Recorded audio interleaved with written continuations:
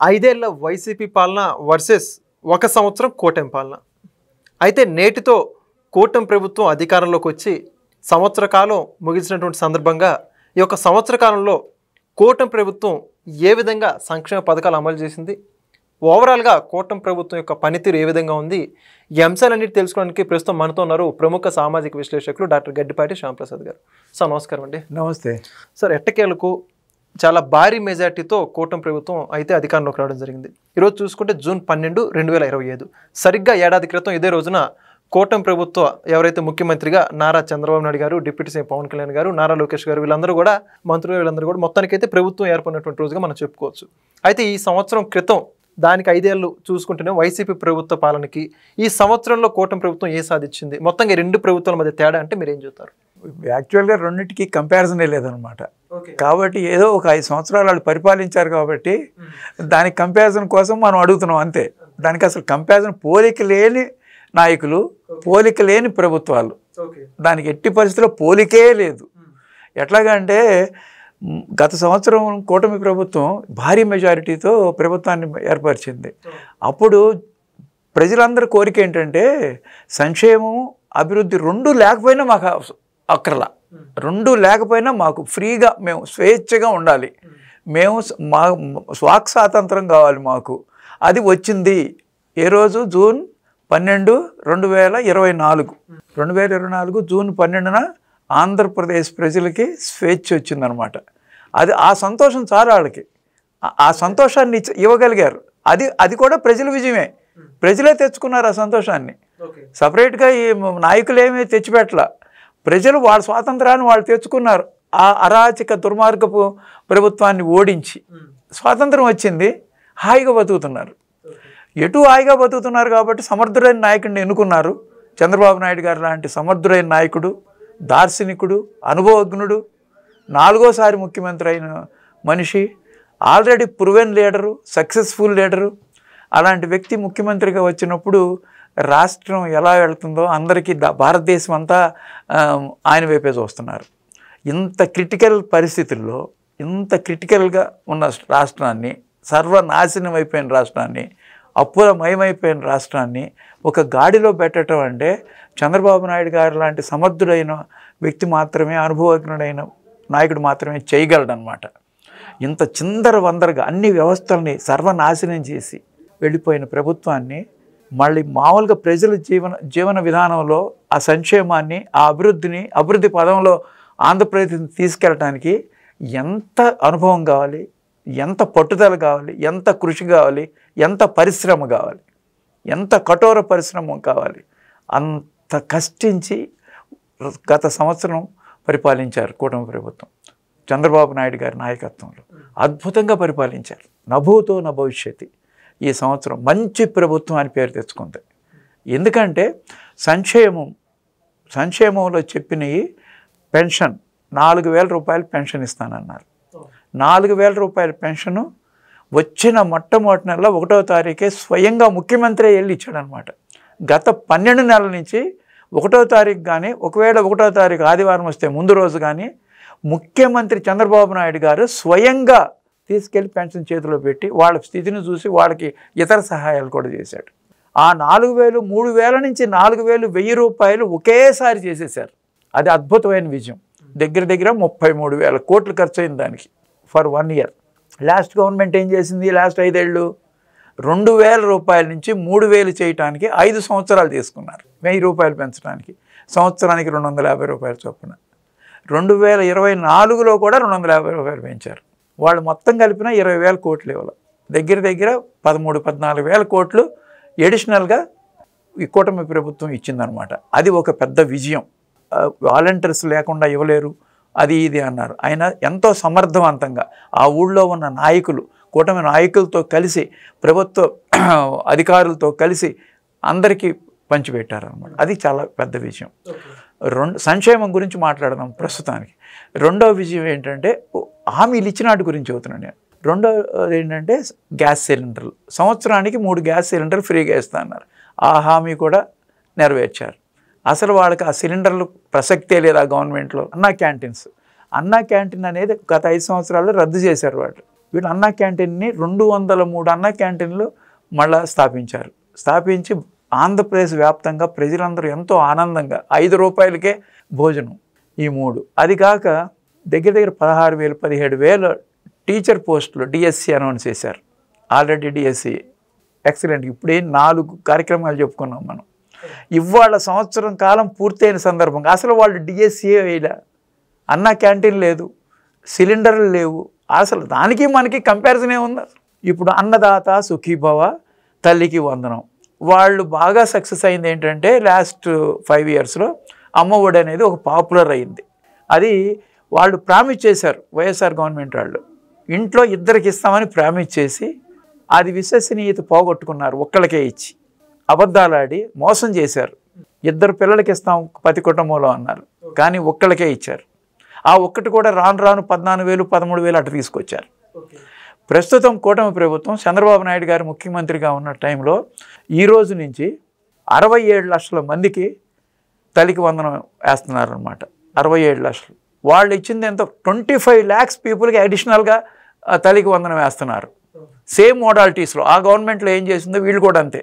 అంటే వేరే రకంగా ఏంటంటే 15,000లో 2,000 మెయింటెనెన్స్కి ఇస్తారు. స్కూల్ మెయింటెనెన్స్కి వెళ్ళిపోద్ది అనమాట. అది మొత్తం దగ్గర 10,000 కోట్ల రూపాయలు తల్లికి వందనాన్ని ఖర్చు పెట్టబోతున్నారు. అది అద్భుతమైన ఇప్పుడు 5 అయిపోయినాయి. ఇది ఒక్కటే వాళ్ళు చేసింది. అది మోసం చేశారు, ఒక్కళ్ళకే ఇచ్చారు, 2కి ఇవ్వాల. అమ్మఒడి ఒక్కళ్ళకే. తల్లికి వందనం ఎంతమంది పిల్లలు ఉంటే అంతమందికి, 2 ఉంటే 2, 3 ఉంటే 3, 4 ఉంటే 4కి. అది సూపర్ సక్సెస్ అయినా సూపర్ 6లో సూపర్ 6 అది పెద్ద సిక్సర్. అది అయిపోయిన తర్వాత రేపు అన్నదాత సుఖీభవ, అది 20,000 రూపాయలు. ఆ 20,000లో 6,000 సెంట్రల్ గవర్నమెంట్ ఇస్తుంది. రేపు 20వ తారీఖు సెంట్రల్ గవర్నమెంట్ ఇచ్చి 2,000, 6,000లో 3 సార్లుగా ఇస్తారు. అది ఆ 20,000 3 సార్లుగా డివైడ్ చేస్తారు సంవత్సరంలో అన్నదాత సుఖీభవ. ఆ 3 సార్లుగా ఇప్పుడు 2,000 రూపాయలు సెంట్రల్ గవర్నమెంటు, 5,000 రూపాయలు స్టేట్ గవర్నమెంటు ఇన్స్టాల్మెంట్ రేపు 20వ తారీఖు రైతులందరికీ ఇవ్వబోతున్నారు. అన్నదాత సుఖీభవ, తల్లికి వందనం, గ్యాస్ సిలిండర్లు, డిఎస్సి టీచర్ ఉద్యోగాలు, అన్నా క్యాంటీన్స్, పెన్షను ఎన్ని అయిపోయినాయి? ఇచ్చిన హామీలన్నీ అయిపోయినాయి. ఇంకొకటి ఉంది, 1,500 రూపాయలకి 1,500 రూపాయలు మహిళలకి 18 సంవత్సరాల నుంచి 50 సంవత్సరాల వరకు వేస్తానన్నారు. దాన్ని ఏం చేస్తున్నారంటే P4 అనే ఒక విధానం తీసుకొచ్చారు కదా, దాంట్లో మార్గదర్శి బంగారు కుటుంబం చేశారు కదా, దాంట్లో కోఆర్డినేట్ చేసి వాళ్ళతో హెల్ప్ చేయించి గవర్నమెంట్ హెల్ప్ చేస్తారు. దాని మోడాలిటీస్ వర్కౌట్ చేస్తున్నారు.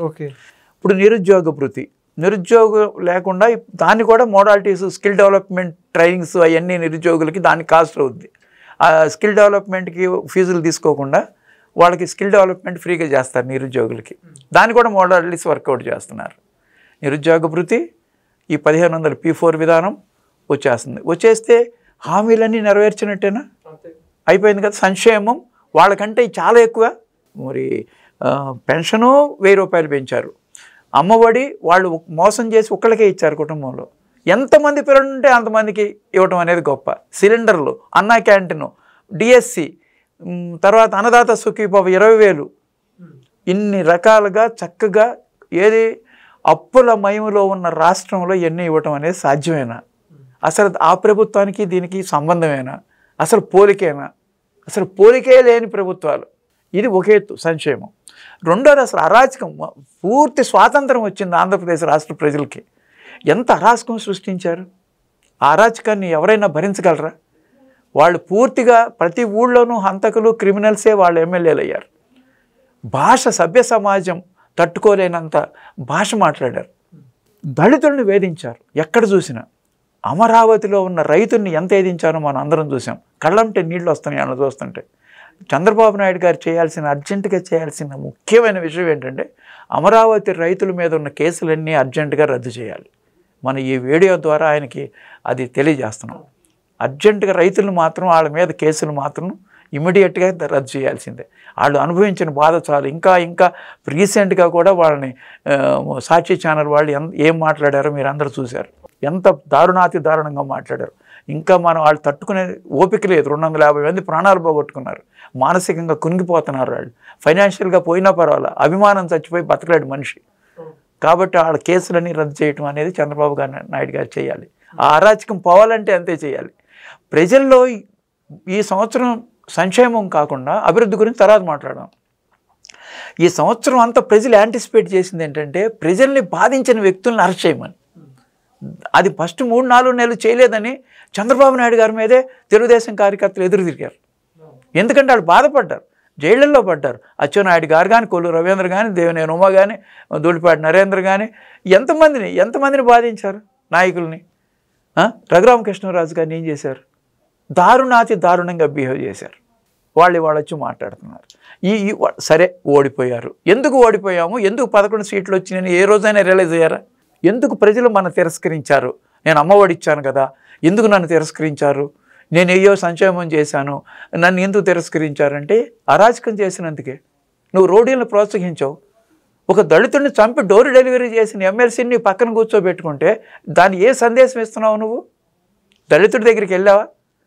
ఆ దళితుడు చనిపోయిన ఫ్యామిలీని నువ్వు పరామర్శించావా? అటువంటి వాళ్ళని పరామర్శించాలి.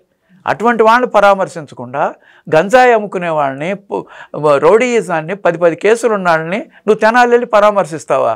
ఇంకా నీ బుద్ధి రాలేదా? సంవత్సరం పరిపాలనలో ఓడిపోయి 11 సీట్లు వచ్చి సంవత్సరం అయిపోయింది, నీకు రియలైజేషన్ రాలేదా? ఎవరైనా ఒక సొసైటీ శాంతి భద్రతలను కాపాడుకోవటానికి చూస్తారు. నువ్వు ముఖ్యమంత్రిగా చేసావు, ఇవాళ ప్రజలే నిన్ను ప్రతిపక్ష నేతగా కూడా లేకుండా చేశారు. ఒక పార్టీకి అధ్యక్షుడు అంతే. ఒక రాష్ట్రాన్ని పరిపాలించిన ఒక పార్టీకి నువ్వు అధ్యక్షుడిగా ఉండి ఒక రౌడీని ప్రోత్సహించడానికి సానుభూతికి పరంగా నువ్వు తెనాలి వెళ్ళటం అవసరమా? ఎంత దారుణమైన సంకేతం ఇస్తుంది అది. దాన్ని చూసుకుని నిన్న పొదిల్లో రెచ్చిపోయి రాళ్ళు రప్పలు వేశారు. ఏం చేయలేరు మమ్మల్ని, మా నాయకుడు ఉన్నాడు, మేము ఎవరినైనా చంపినా మమ్మల్ని ఏమనడు, ఏదైనా చేయొచ్చు రౌడీయిజం. అదేగా నువ్వు నేర్పుతుంది, అదే నేర్పాల్సింది.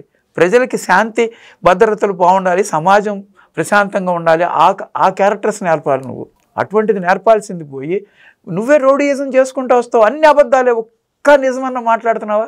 కూటమి ప్రభుత్వం గవర్నమెంట్ వచ్చిన నెలలోనే ఢిల్లీ వెళ్ళి మీటింగ్ పెట్టి 35 మందిని హత్య చేశారు, అర్జెంటుగా రాష్ట్రపతి పాలన పెట్టమన్నావు.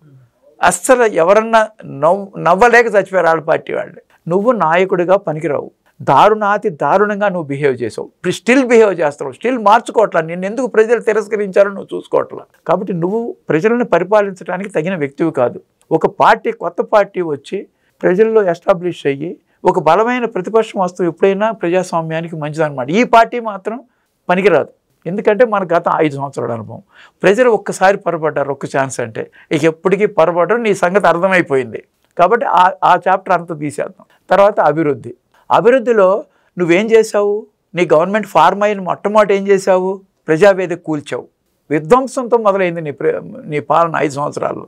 ఎమ్మటే అమరావతిని నాశనం చేసావు. ఎంతో బ్రహ్మాండంగా 10,000 కోట్లు ఖర్చు పెట్టి సెక్రటరియటు, హైకోర్టు, అసెంబ్లీ కట్టి క్వార్టర్స్ అన్నీ కడుతుంటే మధ్యలో ఆపేసి దాన్ని పాడుపెట్టావు. ఎంత దారుణం! ఎవరి సొమ్ము అది? ప్రజల సొమ్ము. 5 సంవత్సరాలు వెనక్కిపోయింది. సమయం ఇంపార్టెంట్, ప్రజల సొమ్ము ఇంపార్టెంట్. 3 రాజధానులని 3 ముక్కలు ఆడావు.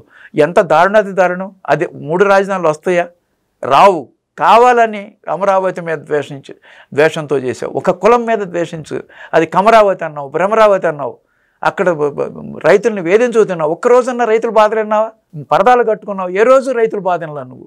ఏంటి మీ సమస్య చెప్పండి, నేను తీరుస్తాను. ప్రజలందరూ నీకేగా. ప్రతిపక్షము అధికార పక్షం అన్నాడు. ప్రజలందరూ పరిపాలించే వాళ్ళే ప్రజలందరినీ సమస్యలు తీర్చాలి. వాళ్ళు నీకు వ్యతిరేకులా? అందరినీ ఏడు ద్వేషభావంతో చూస్తామని మీ పార్టీ కాకపోతే ద్వేషభావం చూడటమేనా? వాళ్ళందరూ మన రాష్ట్రంలో ప్రజలు. 5 కోట్ల మందికి నువ్వు ముఖ్యమంత్రివి. అందరి సమస్యలు చూడాలి. ఏ రోజన్నా అమరావతి రైతుల సమస్యలు చూసావా నువ్వు? ఒక్కరోజు కూడా చూడాలి. అమరావతి ఏంటి మీ ప్రాబ్లం? ఎందుకు ఈ చేస్తున్నారు? ఎందుకు ఈ పాదయాత్రలు చేస్తున్నారు? మీ సమస్య ఏంటో చెప్పండి, నేను కూడా దాని గురించి ఆలోచిస్తానని ఏ రోజన్నా అన్నావా? దాని పోటీగా ఒక శిబిరం పెట్టావు, 3 రాజధానుల శిబిరం అని. బోగస్ శిబిరం ఒకటి. 3 రాజధానుల శిబిరం నువ్వే ఇస్తానన్నప్పుడు ఇంకా దానికి ఇంకా కుటీరం ఎందుకు? నువ్వు ఎటు గవర్నమెంట్ దానికి ఫర్గా ఉంది కదా. ఫర్గా ఉన్నప్పుడు నువ్వు 3 రాజధానులు కావాలని నువ్వు అడగాల్సిన అవసరం ఏముంది అక్కడ? దాన్ని ఎంత ఫూలిష్గా చేసావు. అమరావతిని పూర్తిగా నాశనం చేసావు. ఇప్పుడు ఈ గవర్నమెంట్ వచ్చి ఒక్క సంవత్సరంలో మన అదృష్టం ఏంటంటే డబుల్ ఇంజిన్ సర్కార్ రావడం వలన కేంద్ర సహకారంతో దగ్గర 15,000 కోట్లు ఏడీబీ కానీ ఏషియన్ బ్యాంక్ కానీ 15,000 కోట్లు ఇచ్చింది. 11,000 కోట్లు హుడ్కో ఇచ్చింది. 5,000 కోట్లు జర్మన్ కంపెనీ ఇచ్చింది. దగ్గర 31,000-32,000 crores మనకి అమరావతి క్యాష్ తెచ్చారు ఈ సంవత్సరంలో. Plus SBI, Canara bank, different banks వెంటబడుతున్నాయి మేము లోన్ ఇస్తున్నామని. ఎవరు తక్కువ లోన్ ఇస్తానంటే వాళ్ళకి తీసుకోమని చంద్రబాబు నాయుడు గారు చెప్పారు. సఫిషియెంట్లీ ఫండ్స్ ఉన్నాయి. చక్కగా టెండర్స్ రీటెండర్స్ చేశారు. అన్ని వర్క్స్ మొదలుపెట్టారు. రోడ్స్ కానీ, బిల్డింగ్స్ కానీ, సెక్రటరీ కానీ, అసెంబ్లీ కానీ అన్నీ మొదలుపెట్టి చేస్తున్నారు వర్క్. దగ్గర 20,000 మంది పన్ను మొదలుపెట్టేశారు. ఈ సంవత్సరంలో జరిగిన గ్రోత్ అది. అమరావతి నువ్వు పాడు పెట్టావు, మళ్ళీ దీన్ని వికాసంలో తీసుకెళ్తున్నావు. విధ్వంసం స్టార్ట్ చేస్తే వికాసం దారిగా తీసుకెళ్తున్నారు వీళ్ళు. 2 పోలవరాన్ని నువ్వు రివర్స్ టెండరింగ్ పెట్టి 700 కోట్లు లాభం చేశానని చెప్పి డయాఫ్రమ్ వాళ్ళ డ్యామేజ్ అయితే 450 కోట్లతో సంవత్సరంన్నరలో చంద్రబాబు నాయుడు గారు హయాంలో కట్టించారు. అది డయాఫ్రమ్ వాళ్ళు కాపర్ డ్యాములు నువ్వు సరిగ్గా చేయకపోవటం వల్ల డ్యామేజ్ అయింది. దాన్ని గమనించావా? దాన్ని ఇంటర్నేషనల్ ఎక్స్పర్ట్ చేసుకు చూపించావా?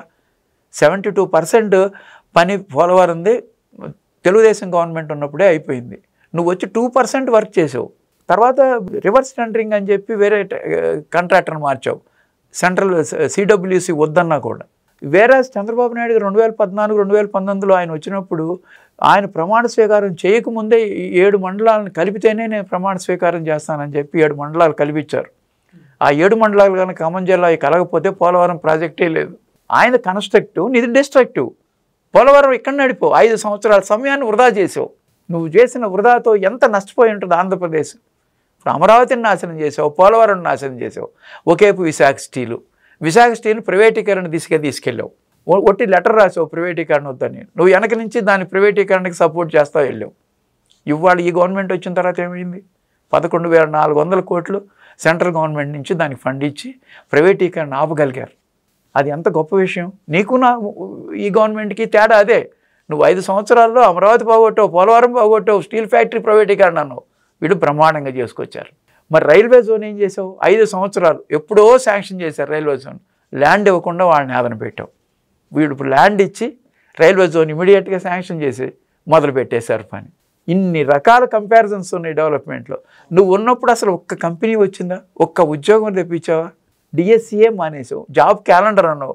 జాబ్ క్యాలెండర్ అని ఒక పెద్ద ప్రామిస్ చేసి దాన్ని కొట్టావు. ఒక్క రోడ్డు వేసావా? అభివృద్ధి అంటే రోడ్లే ఫస్ట్. ఇవాళ ఆంధ్రప్రదేశ్లో రోడ్లు ఎట్లా ఉన్నాయో ఎవరు వెళ్ళి చూసినా గమనించినా చెప్తారు. R&B రోడ్స్, పంచాయతీ రోడ్స్, ఊళ్ళల్లో సిమెంట్ రోడ్లు. నేనే ప్రత్యక్షంగా మనం చూసి వచ్చా. రోడ్లు మేజర్గా రిపేర్ చేస్తున్నారు, కొన్ని చోట్ల పూర్తిగా వేస్తున్నారు. సిమెంట్ రోడ్లు అయితే పల్లెటూరులో వేస్తున్నారు.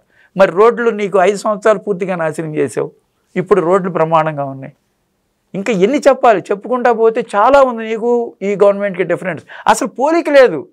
ఒక్క ఇండస్ట్రీ రాలా, ఉన్న ఇండస్ట్రీస్ని తరిమేసావు. అమర్ రాజా లాంటి ఇండస్ట్రీని రాని 10,000 కోట్లు ఇన్వెస్ట్మెంట్ వచ్చి వాళ్ళు తెలంగాణలో పెట్టుకుంటున్నారు. లులు మాల్ పోగొట్టావు, చాకీ పోగొట్టావు, HSBC బ్యాంక్ పోగొట్టావు. ఎవరన్నా ఒక్కళ్ళన్నా వస్తానికి ప్రయత్నించారా? కియా మోటార్స్ వాళ్ళని బెదిరించి కియా యాన్సరీస్ అన్ని మన రాష్ట్రం నుంచి వెళ్ళిపోయేటట్టు చేశారు మీరు. అద్భుతమైన కియా కంపెనీ చంద్రబాబు నాయుడు గారు తీసుకొస్తే HCL టెక్ విజయవాడలో ఉన్నదాంట్లో వాళ్ళు కూడా పారిపోయేటట్టు చేసావు. అశోక్ లేలాండ్ పారిపోయేటట్టు చేసావు. వాళ్ళందరినీ మళ్ళీ ఈ సంవత్సరంలో తీసుకొచ్చారు. HCL టెక్ 10,000 ఎంప్లాయీస్కి ఎక్స్పాన్షన్ చేస్తున్నారు. Ashok Leyland already body building begin చేసేసింది. మరి ఇప్పుడు TCS తీసుకొచ్చారు వైజాగ్. TCS వైజాగ్ తీసుకొచ్చిన ఘనత లోకేష్కి దక్కుద్ది. మరి దాంట్లో 12,000 ఉద్యోగాలు వస్తాయి. 20 ఎకరాలు 99 రూపాయలకి ఇచ్చారని గగ్గోలు పెడుతున్నావే. అటువంటి ఇండస్ట్రీ వస్తే ఎకోసిస్టమ్ ఏర్పడి అన్ని ఇండస్ట్రీస్ వస్తాయి. నువ్వేం చేసావు? వైజాగ్ని రుషికొండను నాశనం చేసి 500 కోట్లు పెట్టి పెద్ద పెద్ద ప్యాలెస్లు కట్టావు. నీకు దేనికి తేడా అది. అక్కడ TCS తెచ్చారు వాళ్ళు, నువ్వు రుషికొండ ప్యాలెస్ కట్టావు.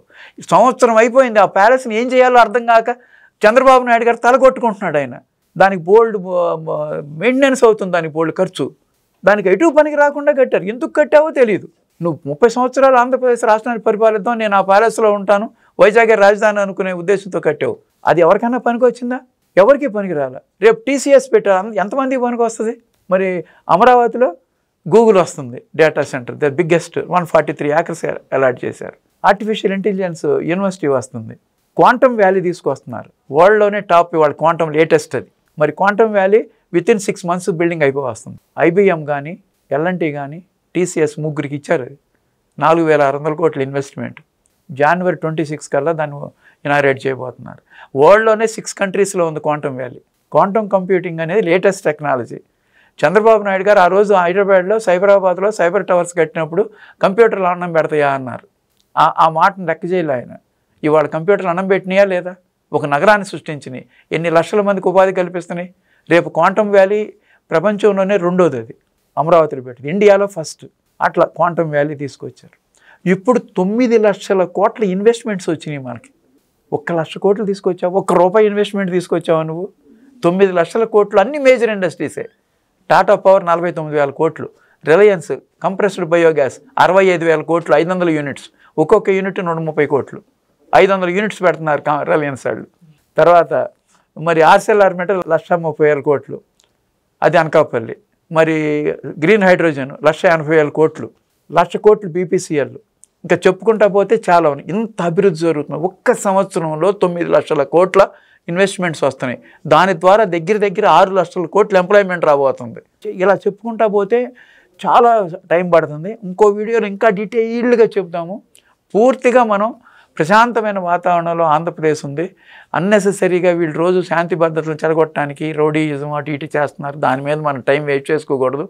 మన టైం అంతా కాన్సన్ట్రేషన్ అంతా డెవలప్మెంట్ మీద, ప్రజల సంక్షేమం మీద, ప్రజలకు ఏమి ఇవ్వాలి, ఎలా ఇవ్వాలి. P4 విధానంతో వస్తున్నారు ఆయన. P4 విధానంలో మార్గదర్శనం ఎత్తుక్కుంటున్నారు. మార్గదర్శనం ఎత్తుక్కున్న తర్వాత బంగారు కుటుంబాలు అయిపోతాయి. ఎన్నో కొంత కుటుంబాలు అవుతాయి కదా. 15 లక్షలు 20 లక్షలు ఒక్క కుటుంబం బాగుపడిన చాలు కదా నియోజకవర్గానికి. ఏం చేయని దానికంటే అది బెటర్ కదా. అలాగే పోలవరం పనకచెర్ల ఇరిగేషన్ ప్రాజెక్టు తీసుకొస్తున్నారు 80,000 కోట్లు పెట్టి. అది కొత్త ప్లాన్. దానికి రకరకాలుగా ఉన్నాయి. అదంతా తర్వాత దాని గురించి డీటెయిల్గా పోలవరం పనకచెర్ల గురించి మాట్లాడదాం. అందుకని సంవత్సరం పరిపాలన 10 సంవత్సరాల పరిపాలనతో సమానం ఇది. ఒకవైపు అరాచకం దుర్మార్గం నుంచి బయట పెట్టుకుని ఇంత డెవలప్మెంటు, ఇంత సంక్షేమం చేసుకుంటూ వచ్చారు చంద్రబాబు నాయుడు గారు. That is Chandrababu. ఎందుకంటే ఆయన సంవత్సరం పాలన అయిన తర్వాత చంద్రబాబు గారిని పొగుడుతున్నావేంటి వీడియోలో అని చాలామంది అడిగారు. మంచి పనులు చేసిన ఆయన పొగిడితే ఇంకో మంచిగా చేస్తారు. 10 ఉన్నాయి అనుకోండి, 8 మంచి పనులు చేస్తే పోడాలి. 2 మంచి పనులు చేయకపోయినా ఆయన పొగుడుతుంటే ఇంకా మంచి పని చేస్తారు.